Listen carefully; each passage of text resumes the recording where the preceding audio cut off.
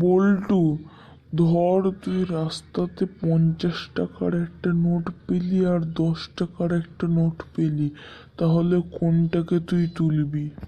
Sir আমি 50 টাকার নোটটাকে তুলব। তোকে আমি এই শিক্ষা দিয়েছি?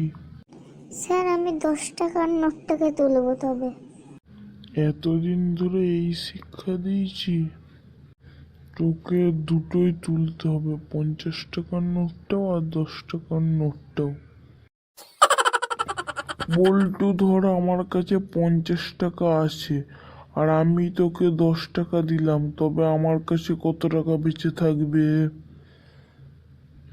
ধুর মশাই, আপনি যা কিপটে, আপনি 50 টাকার মধ্যে আমাকে 1 টাকাও দেবেন না।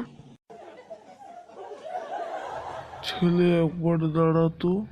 আমার কাছে পয়সা নেই যে ভিক্ষা দেবো। আমাকে দেখে কি ভিখারি মনে হচ্ছে? একবার পিছনে তো তাকিয়ে দেখ। সেটা আপনি ডাকছিলেন? আমি তো মনে করছিলাম কোনো ভিখারি ডাকছে। আপনার গলার স্বরটা তো ওরকমই মনে হচ্ছিল।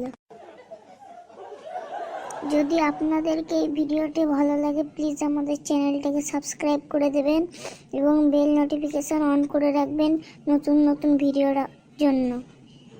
ভিডিওতে একটি লাইক দিয়ে কমেন্ট করতে ভুলবেন না এবং শেয়ার করুন।